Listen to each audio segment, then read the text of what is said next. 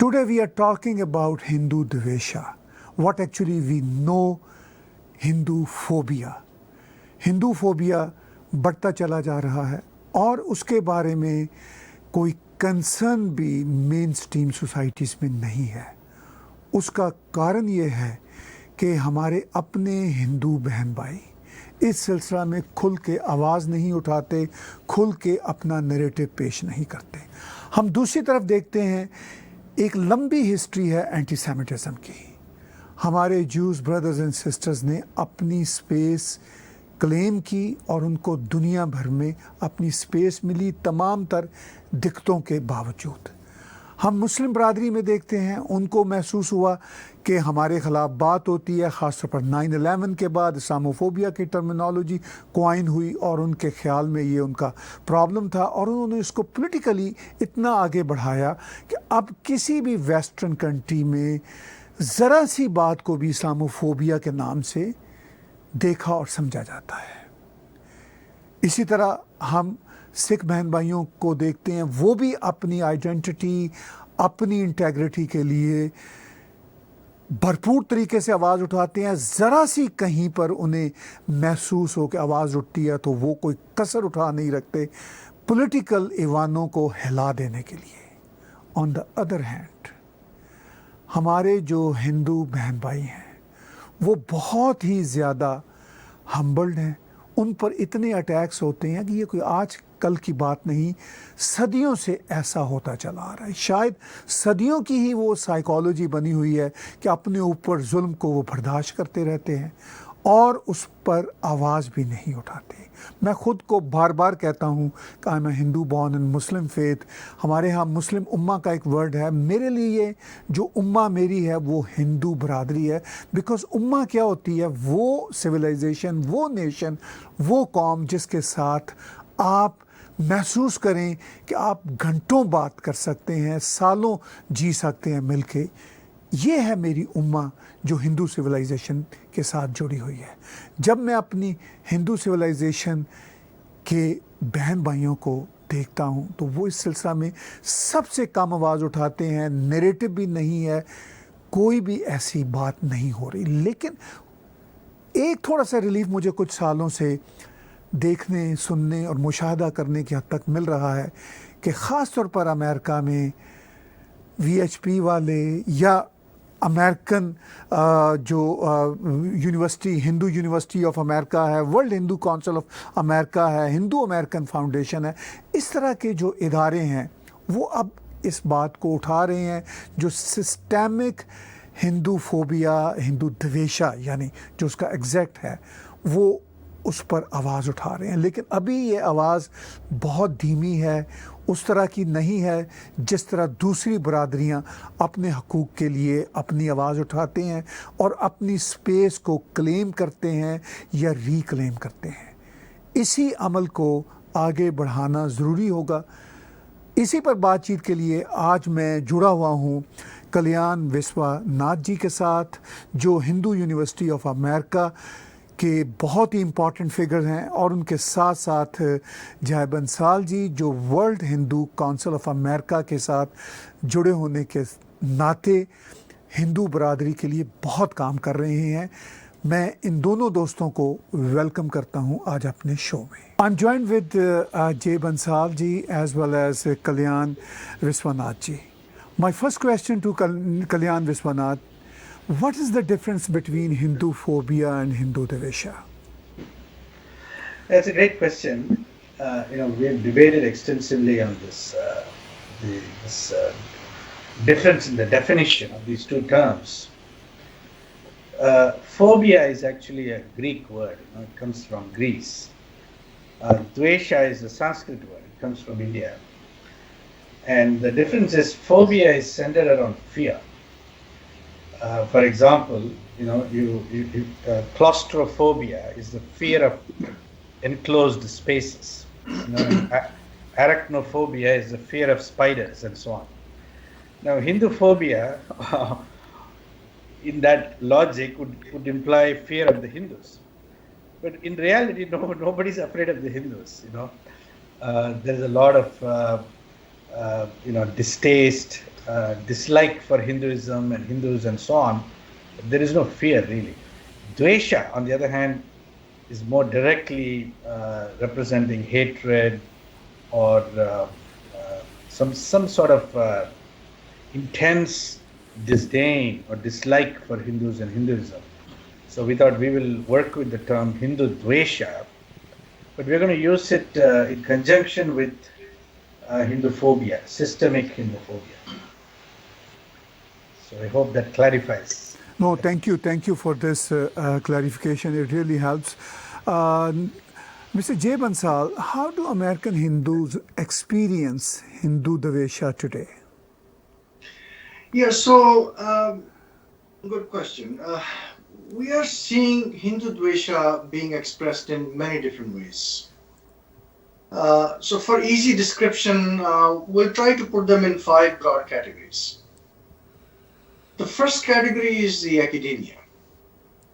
You see, Hindu Dvesha as a phenomenon has a long history going back, way back into India's colonial period. In late 1700s and early 1800s, British colonizers were slowly gaining ground in India, and they were subjugating more and more part of the Hindu population. They realized that they didn't really know much about these people. They didn't know about their religion, about their social customs, about their cultural practices, and so on and so forth. So this gave rise to the creation of a new area of study called Oriental Studies, which eventually became what is now called Western Indology. Over time, many academics, including some well-known names like James Mill and Max Muller, a lot of people are familiar with, became part of this effort. They started interpreting Hindu ideas, Hindu scriptures, Hindu practices through the only lens that they knew, which was, of course, the Christian lens. So anything that did not fit that framework, they started calling it crude, they started calling it superstitious, ungodly, stupid, and many other names that I don't want to repeat here. It's clear from their writings that majority of them were deeply bigoted, and the only mission they had was to destroy the Hindu community and convert everyone to Christianity. So that is this sort of genesis of Hindu Dvesha in academia. Now, unfortunately, this kind of academic prostitution continues to this day. You know, there are many professors of social sciences in highly prestigious universities who continue to follow in the footsteps of their bigoted academic ancestors and continue to further their racist agenda by producing highly critical, insulting, and derisive books and articles about Hindu scriptures, our culture, and social practices. Unfortunately, their drivel continues to show up in school textbooks, online media like Wikipedia, and generally shapes the perception of the Western society about Hindus. So that's about academia. The second category is the entertainment industry. For a long time, the movies, both from Hollywood as well as Bollywood, have been showing Hindu characters in bad light. They show them as either clownish or moronic or hypocritical or cruel criminals. This is now spreading to various streaming services and becoming even more apparent. The third category is the news media. Now, I have to say that traditionally, news media in the West has been more or less neutral on Hindu issues. However, in the last few years, it's turned decidedly biased against Hindus. For instance, you will hardly find an article in New York Times or Washington Post in the last 5-6 years that can be considered remotely balanced from Hindu point of view. The next category is the social media. Well, less said about social media, the better. It's become a place where everyone feels empowered to say anything on any subject, whether they know anything about it or not. Unfortunately, we cannot ignore it because it informs people's perceptions about Hindus. And unfortunately for Hindus, there are certain very well organized and media savvy organizations which are flooding this communication channel with hateful messages about us. The final group that I want to talk about is the organized syndicates. I alluded to these groups a little bit in my comments about the social media, but social media is not all they're doing. They're actually also publishing so-called research reports of highly questionable pedigree, and they try to show Hindus as hierarchical and socially oppressive society. They are typically sponsored by big money, which makes it easy for them to garner a lot of influence in political circles. So Kalyanji, here question arises, is this Hindu Devasha systemic or instigated by some particular anti-Hindu groups or both? Yeah, so I think it is both actually. My feeling is that I would say there are two kinds of Hindu Dvesha. I would call it blatant Hindu Dvesha and blind Hindu Dvesha. So blatant Hindu Dvesha, which is explicit and overt, it doesn't even try to hide its discourse as some kind of neutral commentary on the Hindus, is driven by organizations that are motivated and who are running a campaign of some kind. They sign petitions. They're very active in terms of demonizing the Hindu community, delegitimizing the Hindu community, and so on. Blind Hindu Dvesha is more systemic. It doesn't occur for people that they are being Hindu Dveshik. It's just that it's become normal, the great example is this this Charlie Hebdo cartoon that just came up.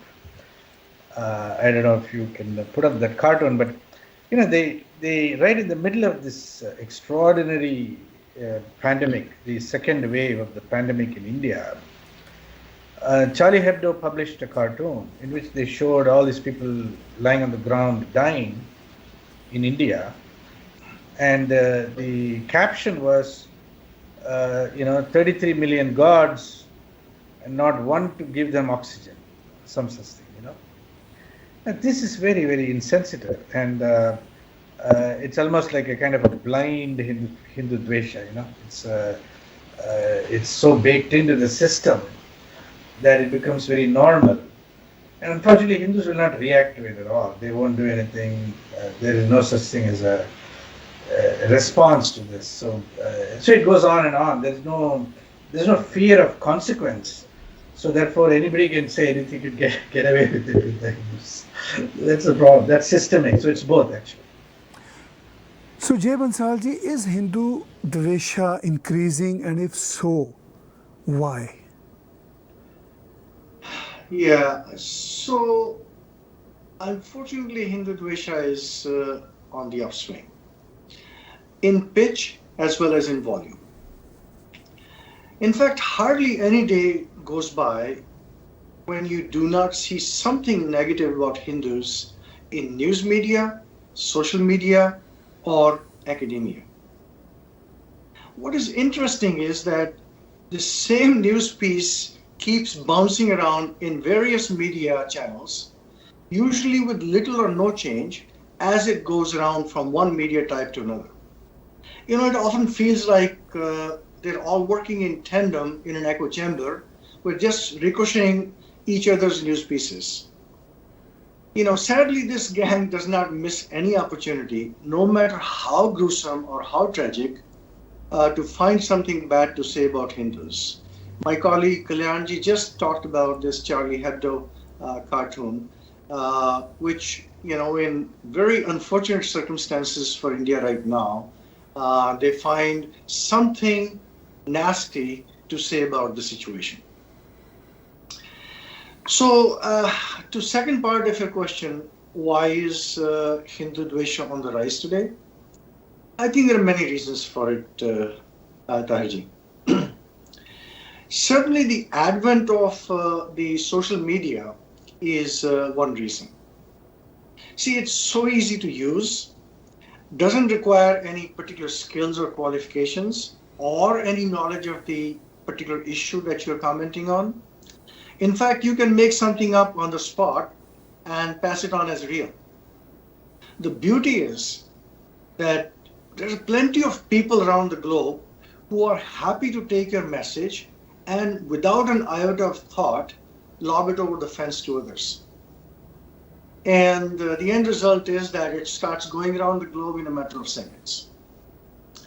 The second reason has to do with Hindu community becoming more aware of this phenomenon. And they're beginning to speak out. You see, during the colonial period, the Western world developed some really bad social habits. They got into the habit of pontificating about any and all matters pertaining to Hindus.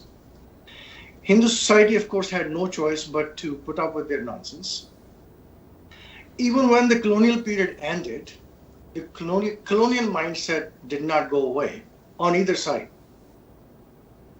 Now, as Hindus started becoming more and more aware of what has been done to them over the centuries, and that they have been fed total BS about their history and their heritage, they became more assertive and began to speak out against it.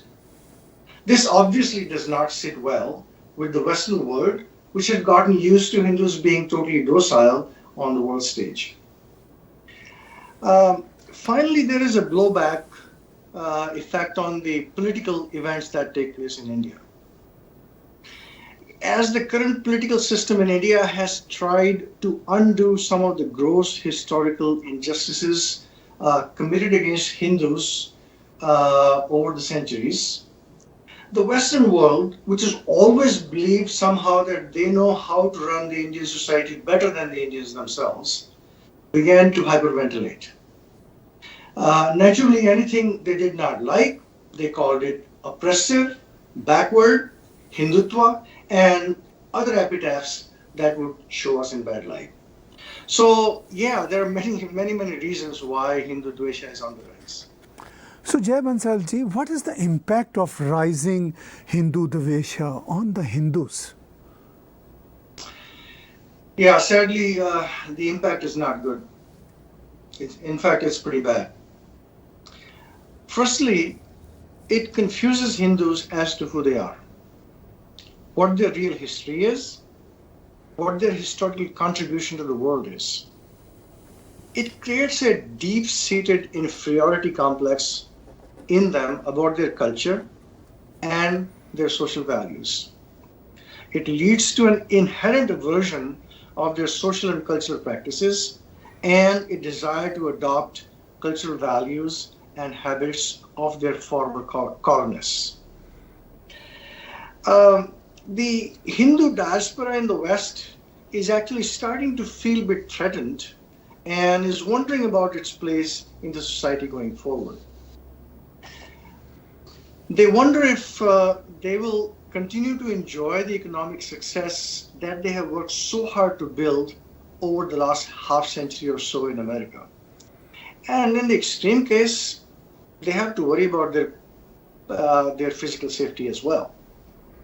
However, that's not the most insidious consequence of Hindu Dvesha. The most serious consequences on our next generation. They're obviously consuming this false narrative about their heritage through the school system. They feel defensive and they feel alienated from their cultural heritage. And that is not even the worst of it. They're also experiencing cultural-based bullying in schools and colleges. If this continues, it's not difficult to imagine a day when many of them would feel that holding on to their Hindu identity is just too costly, it's too difficult, and not worth it, and simply move away from it. So, Kalyanji, if this Hindu Devasha is systemic, what are the remedies? How do you tackle the anti-Hindu groups? Yeah. So, the first remedy is that Hindus must become aware of what is going on. A lot of people, unfortunately, they don't recognize it until it happens to them personally. If my neighbor is in trouble or somebody else is being victimized, as long as I am fine, my personal life is going reasonably well, I don't really care what happened to my fellow Hindus, etc. Right? So this particular kind of attitude, which you could say is maybe a survival mechanism, for the Hindu community right through the colonial era and so on. They're not particularly aware of how devious it is. So the first thing is awareness.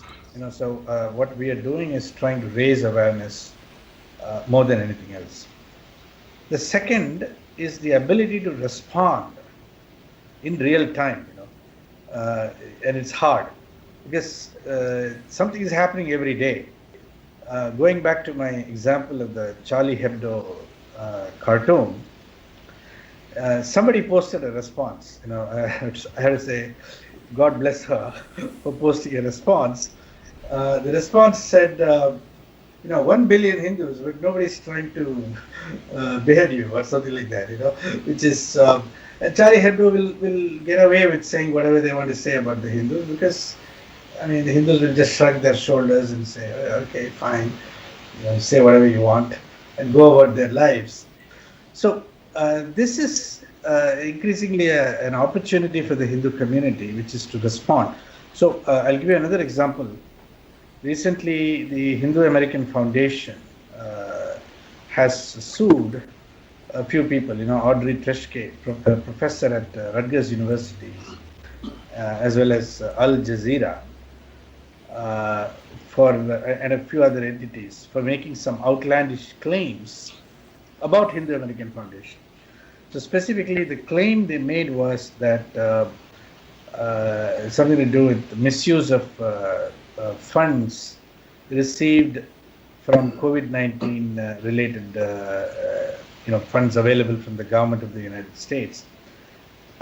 They were baseless charges, absolutely false, but they kept on repeating it and repeating it and repeating it until the foundation decided, enough is enough, we're going to have to take some action, and they have brought a lawsuit. They first sent a cease and desist letter, and then they filed a lawsuit.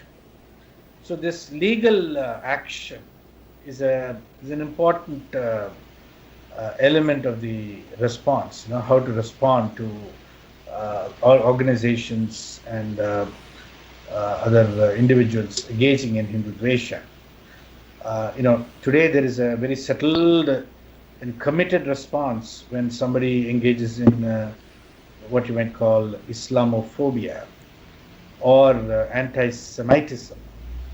But Hindu Devasha, Hinduphobia, etc. are not really even recognized as phenomena that even exist, and therefore the ability to articulate it, recognize it, and respond to it is a capability that the Hindu community has to develop fairly quickly. So, Jay Bansalji, how do American political parties view and treat Hindus in the United States? Tahir Bhai, that's a very interesting question. We are actually in a very interesting paradigm on that particular point. As you know, there are two political parties in America. They are usually poles apart on all sorts of policy matters, but they have one thing in common. They both like to get elected. Now, Hindu Americans are a pretty sizable community.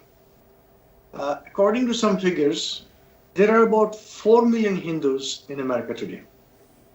Now, if you include other dharmic communities and those who practice certain aspects of Hinduism, the number can be as high as 20 or 30 million people. Naturally, no political party can afford to ignore such a large constituency. Now, if you look at the bigger picture, there are over 1 billion Hindus in the world. That's a huge market by any measure.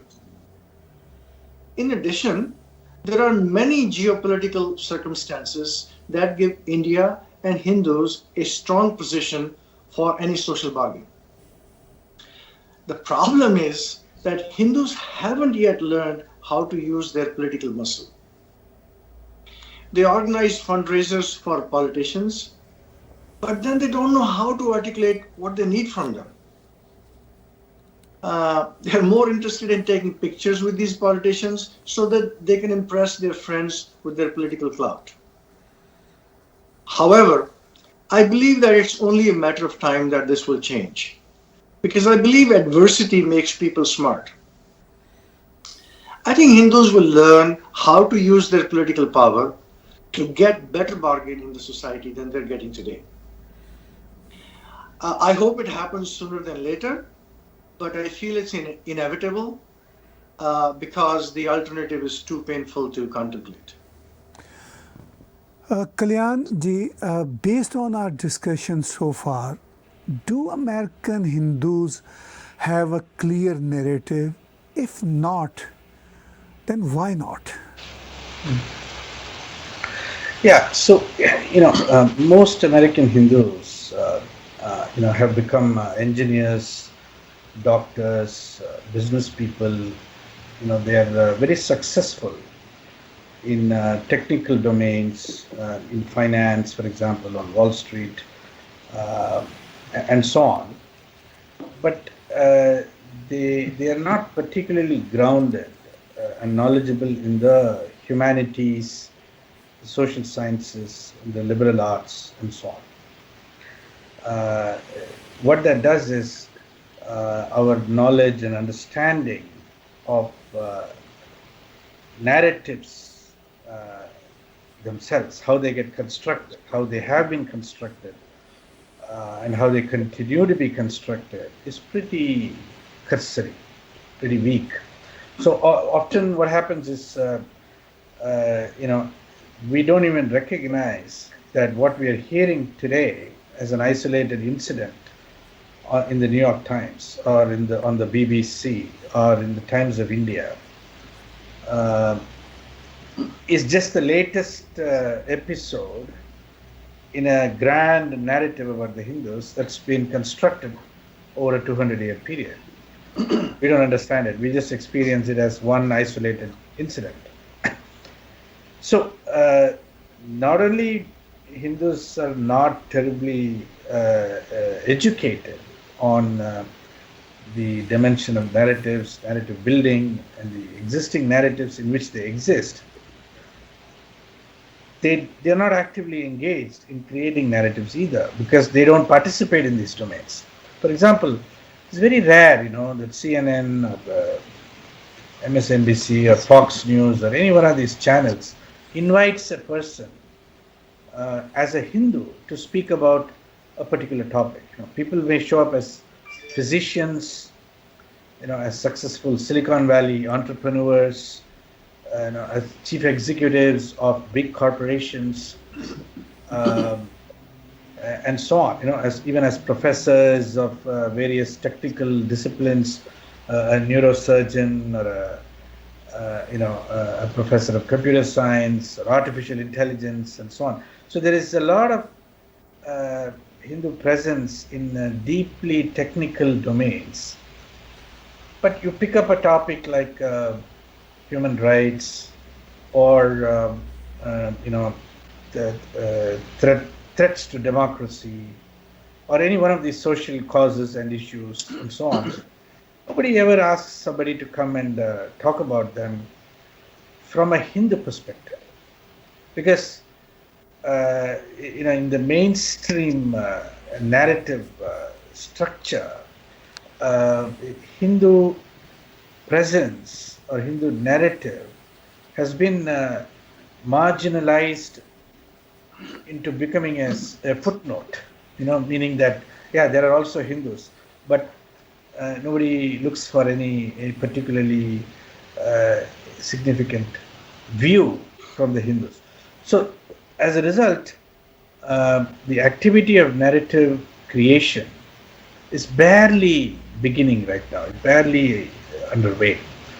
So, this is the issue that I see with the Hindu community. Also, our viewers like to know, how do you intend to create a clear and effective Hindu narrative? Yeah, it's a very important question. And see, the creation of a narrative is not one person's job. Particularly with a community that is as large as the Hindu community, there have to be many, many, many voices speaking. It's not a one-man performance. One person cannot create a Hindu narrative. You can create a personal narrative. I can tell my story, but that is not the Hindu narrative. You see, so I think what is required is some kind of capacity building, some kind of awareness and recognition. And that's why one of the things that I feel that's very important is for Hindus to get educated first. But in the humanities, global humanities, in the liberal arts and social sciences, they should understand how these narratives have been constructed, what is the history of these narratives, who started it, who are the major players, how did it get built up and expanded upon generation after generation for so many centuries now. And to do that, education is the only remedy. And as Hindus get educated, in fact, that's one of the things that I'm working on, is to make this Hindu University of America a mainstream institution which is accessible to not only Hindus, everybody, because to learn about Hindus from a Hindu perspective, what we need is systematic and sustained education. And once people are educated and they feel like they can speak up and speak up responsibly, speak up confidently, then as more and more voices begin to emerge, I feel that a Hindu narrative will emerge, and that narrative has to speak from many different voices. It has to speak in the media, it has to speak in the movies, it has to speak in the television programs, in social media voices, it's in cartoons. I mean, you think about it today, the range of possibilities for expressing something is so wide and varied. So slowly, I hope that there'll be an increasing presence of Hindu voices in the public square, where narratives are created and built over time. So in the end, Jay Bansalji, would you like to add something in our discussion today you precisely think we are missing so far? I think we covered a lot of topics, Tahir. We clearly know that Hindu Dvesha is something that we need to tackle. And as Kalyanji said, in order to tackle, we have to create a counter narrative. And counter narrative can only be created by knowing what the facts are. You cannot just have some idea in your head and start playing it out in the public square without actually having some facts behind it.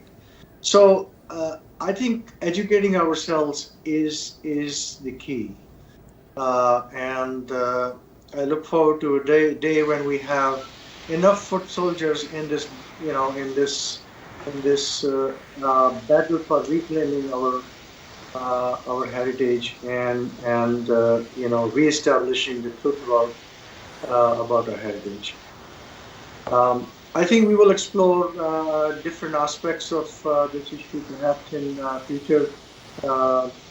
future conversation of this type, but I think for now, maybe we can park it here. Thank you very much, friends. I really appreciate for your time. This is a very, very important issue, and we all need to focus on it, and we all need to curb Hindu Devasha what we call Hinduphobia as well from our societies. Absolutely, it is required. Thank you very much once again for your participation, for your time today. Thank you. Thank you very much. Thank you. Thank you. You are watching Candid Talk on concerning issues of rising Hinduphobia in my show today. आज हमने खुल के बातचीत की है Hindu phobia, Hindu द्वेषा के सिलसिला में जो यहाँ पर एनवायरनमेंट बढ़ती चली जा रही है, उसका क्या कंसर्न है, नैरेटिव क्या होना चाहिए, और उस नैरेटिव को बिल्ड करने के लिए पूरी हिंदू कम्युनिटी को, अमेरिका की हो, कनाडा की हो, उनको क्या काम करने चाहिए. अभी मैंने पीछे इंट्रो में अमेरिकन हिंदू ऑर्गेनाइजेशंस का जिक्र किया. कनाडा में हिंदू फोरम कनाडा भी सिलसिला में अब फ्रंट लाइन पे आ चुके हैं, वो भी भरपूर काम कर रहे हैं. मेरा ख्याल है अब ज़रूरत इस बात की है कि अमेरिकन, कैनेडियन और यूरोपियन और ऑस्ट्रेलियन जो हिंदू ऑर्गेनाइजेशंस हैं, उन सब को मिलकर, पूरी दुनिया से इन सब ऑर्गेनाइजेशंस को मिलकर जो राइजिंग हिंदूफोबिया, उस पर भरपूर तरीके से अपने हकूक़ के लिए आवाज़ उठाना चाहिए, अपनी स्पेस को क्लेम और रिक्लेम करना चाहिए. टैग टीवी पर मेरे साथ आप इस बहुत ही बर्निंग इशू पर आने वाले दिनों में बहुत सारे शोज़ देखेंगे. आज का शो देखने और सुनने का बहुत शुक्रिया. आप हमारे YouTube के चैनल को सब्सक्राइब कीजिए. इसके साथ साथ आप हमें पेपॉल के ज़रिए या पैट्रियन के ज़रिए या हमें आप हमारी वेबसाइट पे या YouTube के चैनल पे जाकर डोनेट के बटन को क्लिक कीजिए, ताकि हमारा जो नैरेटिव का परिवार है ये इसी तरह स्ट्रॉन्ग तरीके से आगे चल सके. आने वाले दिनों में हम पूरे का पूरा प्लान आपके साथ शेयर करेंगे कि किस तरह हम आपस में मिलकर इस हिंदू फोबिया के कैंसर का ख़ात्मा कर सकते हैं. एक बार फिर आप सबका बहुत धन्यवाद, बहुत शुक्रिया.